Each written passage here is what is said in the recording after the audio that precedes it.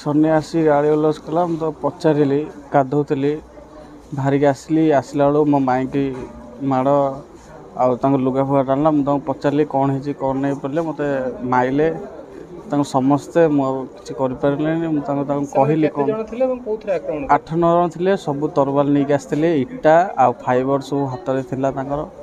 ଆଉ ମୋତେ ବି ମାରୁଛନ୍ତି ସେଇଟାରେ। ମୋ ମାମୁଁଙ୍କୁ ମୁଁ କହୁଛି ରୁହ କ'ଣ ହେଲା। ଆଉ ସିଏ ଶତ୍ରୁତା କ'ଣ ତାଙ୍କ ସିଏ ଜଗିକି ଥିଲେ। ମୋ ମାମୁଁ ଏଠି ଜବ୍ କରନ୍ତନି, ବାହାରେ ଜବ୍ କରୁଛନ୍ତି ତ, ସେଥିପାଇଁ ସେ ଜଗି କହିଥିଲେ ଯେ ଆସିବାରୁ ଆଉ ଯେଉଁଦିନ ଆସିବୁ ଆମେ ସେଇଦିନ ମାରିବୁ। କ'ଣ ପାଇଁ କ'ଣ ଅସୁବିଧା? ସିଏ ଆଜ୍ଞା ବ୍ରାଉନ୍ ସୁଗର ବେପାର କରନ୍ତି। ତାଙ୍କୁ ଥରେ ଆମେ ବିରୋଧ କରିଥିଲୁ। ସେ ବିରୋଧ କରିବାରୁ ସିଏ କହିଲେ ଯେ ତମେ ତ ସେପଟେ ରହୁଛ, ଏପଟେ କାହିଁ ବେପାର କରୁଛ। ଆମେ କହିବା ମତଲବ ହେଲା ତମ ଗାଁ ସେପଟେ, ତମେ ଯାହା କରୁଛ ସେପଟେ କର, ଏପଟେ କାହିଁକି ଏସବୁ କରୁଛ।